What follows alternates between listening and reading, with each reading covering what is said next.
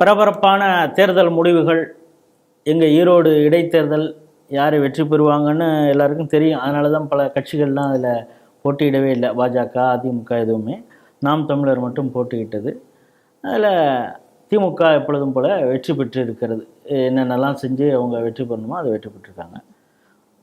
அதே போல் டெல்லி தேர்தல், மாநில தேர்தல் நடந்தது. அதில் என்னென்னா, ஆம் ஆத்மி கட்சியை வெற்றி பெற வேண்டுமானால் பிரதமர் நரேந்திர மோடி இன்னொரு ஜென்மம் எடுத்து தான் வரணும் அப்படின்லாம் சவால் விட்டார் அரவிந்த் கெஜ்ரிவால்.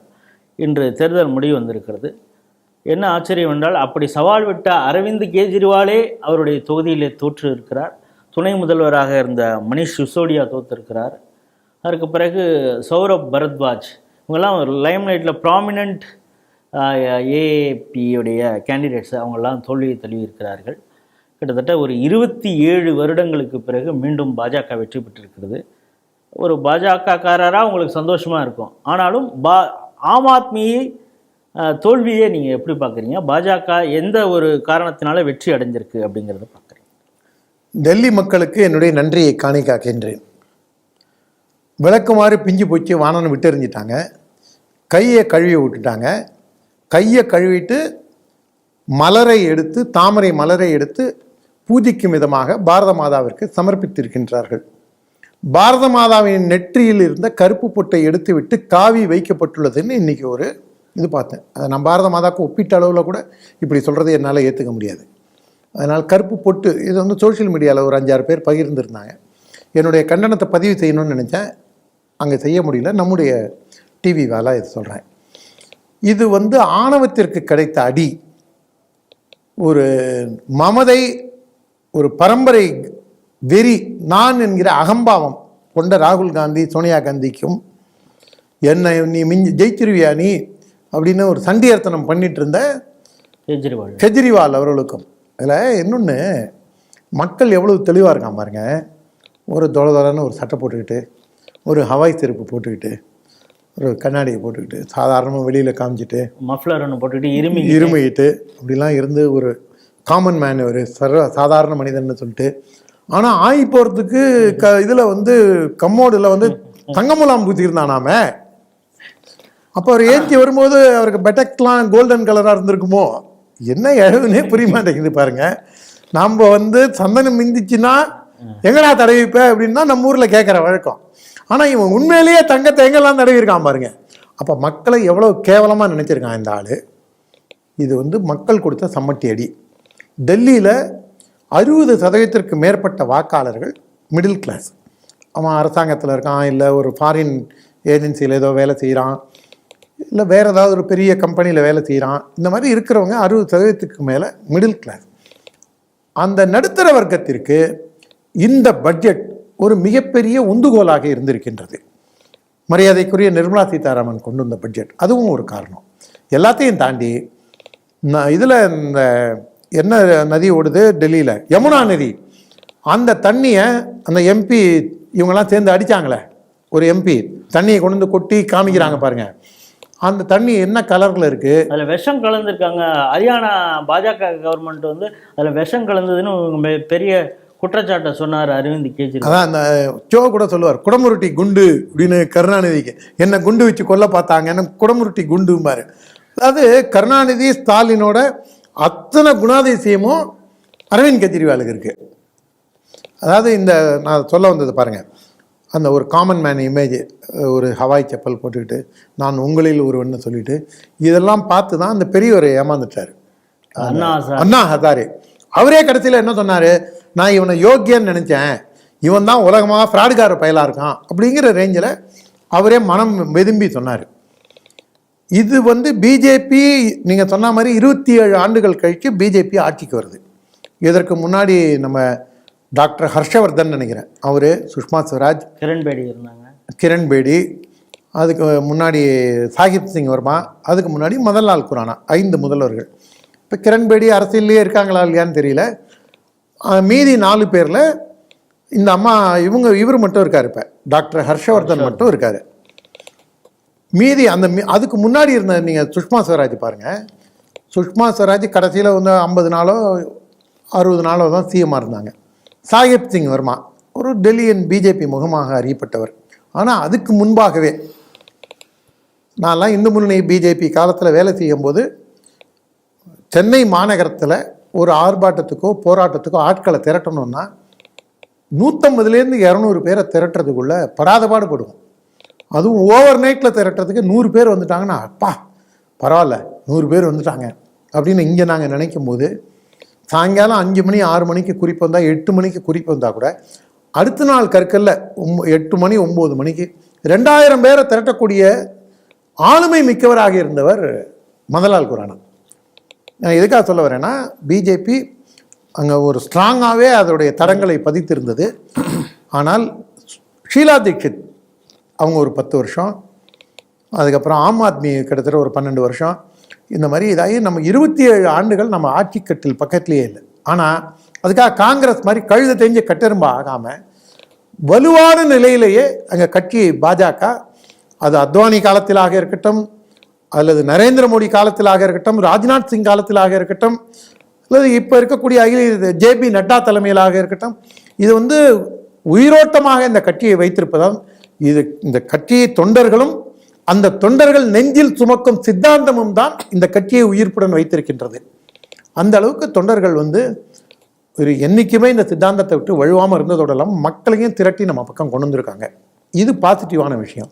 நெகட்டிவான விஷயம்னு பார்க்கும்போது கெஜ்ரிவாலோட ஒரு ஏடாகூடமான ஒரு காட்டுமிராண்டித்தனமான, அதாவது வெளியில் சிம்பிளாக காமிச்சிக்கிட்டு நான் சொன்னேன் அந்த கம்மோடுக்கு கூட தங்கம் மூலம் பூசியிருந்தாருன்னு, அதே மாதிரி அந்த அவரோட எண்ண மஹால் தாஜ்மஹால் மாதிரி அது அந்த வீடையே வந்து கோடிக்கணக்கில் அலங்கரித்து ஒரு எளிமையான மனிதன், அதாவது சில எளியவர்களை மெயின்டைன் பண்ணுறதுக்கே அந்த எளிமையை மெயின்டைன் பண்ணுறதுக்கே கோடி ரூபா செலவு பண்ணணும் அப்படின்னு சொல்லுவாங்க.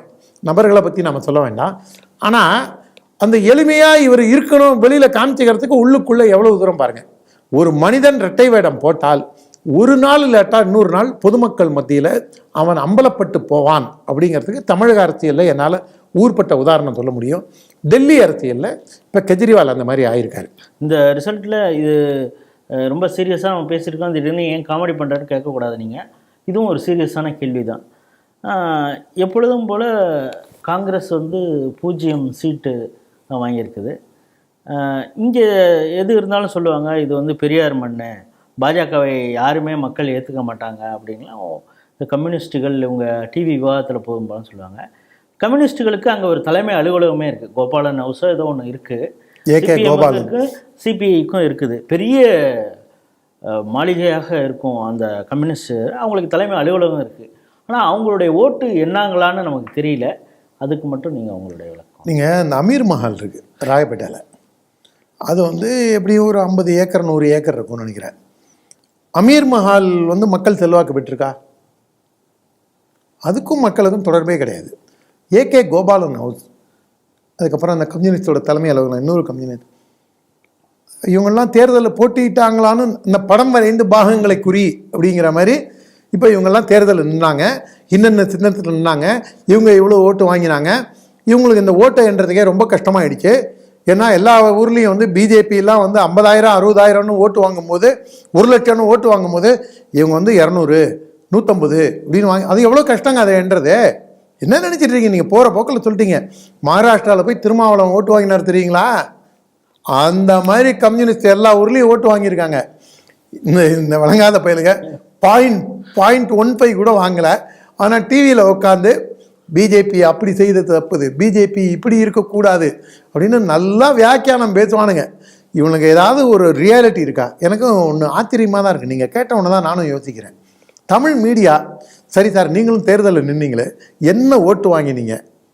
இதை காங்கிரஸாவது சரி பரவாயில்ல, காங்கிரஸை வந்து சமாதி கட்டியே தீரணும்னு சோனியா காந்தியும் ராகுல் காந்தியும் முடிவோடு இருக்காங்க. நாங்கள் ஏழை பங்காளன் அப்படின்லாம் பினாத்திக்கிட்டு இருக்கிற இந்த கம்யூனிஸ்டுகள் இவங்களை யாருமே இது வரைக்கும் கேள்வி கேட்க போகிறதில்ல. பிஜேபிக்கு சார்பாகவோ வலதுசாரி சார்பாகவோ போகிறவங்க தொடர்ந்து ஒரு 10 நாளைக்கு இந்த கேள்வி எழுப்பினா சிறப்பாக இருக்கும்.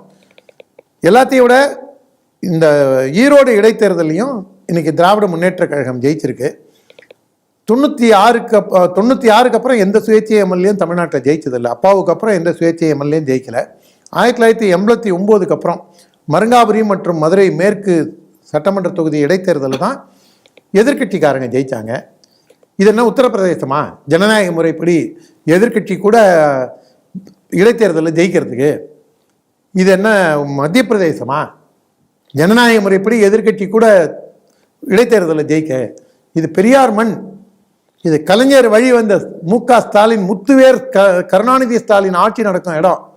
எப்படி இங்கே எதிர்க்கட்சிகள் ஜனநாயகத்தை பற்றி சிந்திக்கலாம்? மக்களே முன்னாடி ஜனநாயகத்தை பற்றி சிந்திக்க கூடாது அப்படின்னு இன்னும் அவங்க சொல்லலை. அடுத்த தேர்தல் அதையும் சொல்லுவாங்கன்னு நினைக்கிறேன். வழக்கம் போல் ஆடு மாடை பட்டியல் அடைக்கிற மாதிரி அடைச்சி அவங்களுக்கு பணத்தை கொடுத்து 32 அமைச்சர் போய் அங்கே இருந்து பல்வேறு மாவட்ட செயலரை இறக்கி இங்கே ஜனநாயகத்தை ஒரு மிகப்பெரிய கேலி கூத்தா திமுக ஆக்கினது தான் அதோட ரிசல்ட்டு. இன்றைக்கி கெஜ்ரிவால் வந்து இதுக்கு அடுத்தது கெஜ்ரிவாலோடைய அரசியல் பிரயாணம் எப்படி இருக்கும்? ஹரியானா இதில் பஞ்சாபில் அந்த முதல்வரை நீடிப்பாரா? இல்லை அந்த முதல்வர் நீ மக்கள் செல்வாக்கு இல்லாமல் செல்லா காசாக போயிட்ட, நான் தான் இனிமேல் இந்த கட்சிக்கு தலைவரும்பாரா? பிளவு வருமா? இல்லை கெஜ்ரிவாலே அவரை கட்சியை விட்டு நீக்குவாரா? மணீஷ் சிசோடியாவோட நிலைப்பாடு என்ன? அதுக்கப்புறம் இப்போ இந்த சிஎம்ஆர் இருந்து இப்போ ஜெயிச்சிருக்காங்களே ஒரு ஆதிஷி, ஒரு பெரும் போராட்டத்துக்கு அப்புறம் தான் அவங்க ஜெயிச்சு வந்திருக்காங்க. அவங்களுடைய நிலைப்பாடு என்ன? இந்த மாதிரி பல்வேறு விடைகள் இதில் தெரிய வரும். ஆனால் இந்த தேர்தலில் வந்து எனக்கு ஒரு ரொம்ப சந்தோஷமான விஷயம் என்னென்னா, அதுவும் எகைன் பாருங்கள், நம்ம ஆரம்பிக்கும் போது ஸ்டாலினில் ஆரம்பித்தோம், முடிக்கும் போதும் ஸ்டாலினில் தான் முடிக்க போகிறோம். கார்ட்டூன் ஒன்று உமர் அப்துல்லா போட்டிருக்காரு, காங்கிரஸை கிண்டல் அடிச்சு. மம்தா பானர்ஜி ராகுல் வந்து எந்த காரணத்தை முன்னாடியும் இந்த இண்டி கூட்டணிக்கு வரக்கூடாதுன்னு இருக்காங்க. அதுக்கடுத்தது கொஞ்சம் இந்த பக்கம் வந்தீங்கன்னா முலாயம் சிங் யாதவ் பையன் வேலையை பாடுறா அப்படின்னுங்கிற மாதிரி தான் இவரை நடத்துகிறாரு. ஏன்னா அவர்கிட்ட கூட்டணியே பேசாமல் அவர் பாட்டுக்கு இது தேர்தல் அறிவிச்சார். லாலு பிரசாத் யாதவ் இவங்களை பயங்கரமாக கண்ணடிக்கிறார். அப்படியே கொஞ்சம் மேற்கு பக்கம் வந்தீங்கன்னா மகாராஷ்டிராவில் சரத்பவார் தலையில் அடிச்சுக்காத குறையாக இருக்கார். உத்தவ் தாக்கரே இந்த ஆள்கிட்டலாம் நம்ம மாட்டிக்கிட்டோமேங்கிற லெவலில் இருக்கார். தென்னிந்தியாவுக்கு வந்தீங்கன்னா அவங்க கூட்டணி கட்சியில் இருக்கிற பினராயி விஜயன் இவங்கள பப்புன்னு அவங்க தான் ஆரம்பித்தது முதல்ல. அதில் இருந்து அவங்களும் வந்து கடுமையாக இவங்களை ஏற்றிக்கிட்டு இருக்காங்க.